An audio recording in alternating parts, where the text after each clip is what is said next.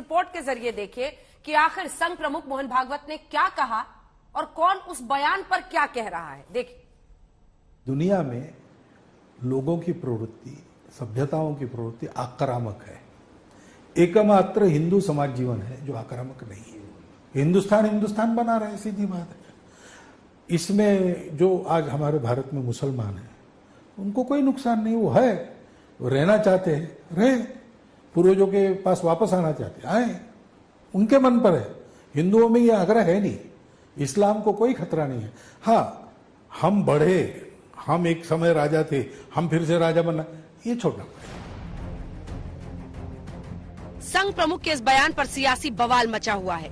AIMIM के मुखिया असदुद्दीन ओवैसी ने ललकार कर ट्वीट किया, लिखा, मुसलमानों को भारत में रहने या हमारे धर्म का पालन करने की अनुमति देने वाले मोहन भागवत कौन होते हैं? हम भारतीय हैं क्योंकि अल्लाह ने चाहा।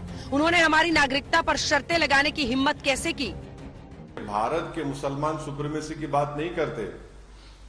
भारत के मुसलमान इक्वल सिटीजनशिप की बात करते हैं, इक्वालिटी की बात करते हैं।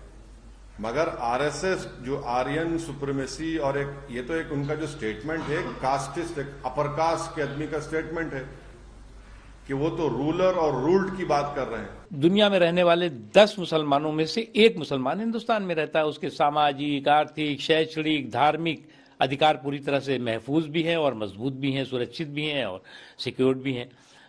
लेकिन वो दिक्कत मुसलमानों की नहीं है, दिक्कत मुस्लिम वोटों के ठेकेदारों और जागीरदारों की है।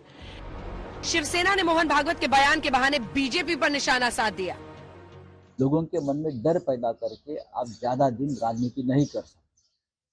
अगर ये हमारे मार्गदर्शक नेता मोहन भागवत जी ने बात सामने रखी है तो भारतीय जनता पार्टी के नेताओं ने भी उसके ऊपर गौर करना चाहिए।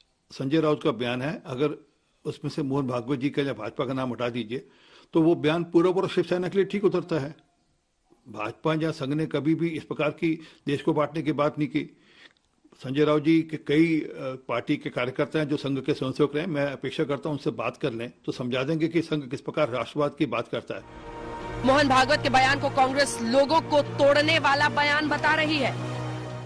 दलितों को मजबूत करने के लिए, महिलाओं को मजबूत करने के लिए आपने उनमें कई जातियां जो शोषित हो रही हैं उनके उत्थान के लिए क्या किया है? सिर्फ ये शब्दों के आंकड़ों से लोगों को सिर्फ आप तोड़ने का जो काम कर रहे हैं। भारत मुसलमानों के लिए सबसे सुरक्षित और महफूज मुल्क है, परंतु दुख की बात यह है कि इस देश में एक लॉबी है, औरंगजेब प्रेमी लॉबी, एक लॉबी है इस्लामोफोबिया लॉबी, भारत बदनामी करने वाली लॉबी, जो बात बात पर और एकजुटता सौहार्द बढ़ाने वाले बयान को भी शर्त के रूप में देखती है। मुसलमानों पर बयान को लेकर सियासत शुरू हुई थी कि महाराष्ट्र के वाशिम में एक कार्यक्रम के दौरान संघ प्रमुख ने एक और बयान दिया। उन्होंने हिंदुस्तानियों का DNA एक है वाली दलील आगे बढ़ाई और कहा कि धर्म एक ही है, सनातन धर्म।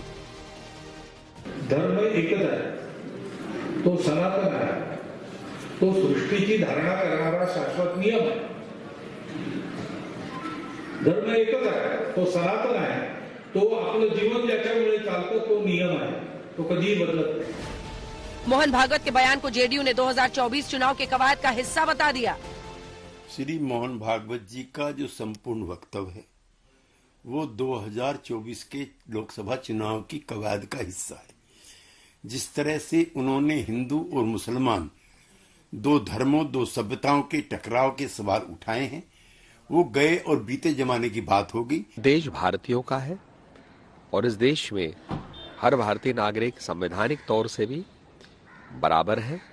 आज देश में जो मॉडल है वो सबका साथ, सबका विकास, सबका विश्वास, सबका प्रयास। नरेंद्र मोदी जी की सरकार उसी मंशा से हर भारतीय नागरिक के लिए काम कर रही है। संघ प्रमुख के बयान पर समाजवादी पार्टी भी आग बबूला है। हालांकि मुस्लिम धर्मगुरु मोहन भागवत के बयान का समर्थन कर रहे हैं। आरएसएस प्रमुख मोहन भागवत जी का बयान एक अच्छा बयान है, जिसमें उन्होंने हिंदुस्तान के मुसलमानों को एक उम्मीद की किरण दिखाई है और जो वर्चस्व की बात कही है उसमें हिंदुस्तान का कोई भी मुसलमान अपने पुराने वर्चस्व, उससे कोई भी ताल्लुक का इजहार नहीं करना चाहता। मोहन भागवत के बयान में मुसलमानों के लिए भरोसा भी है, लेकिन खुद को सर्वोच्च नहीं समझने की नसीहत भी है। जाहिर है सियासी बवाल अभी और बढ़ेगा। आज तक ब्यूरो।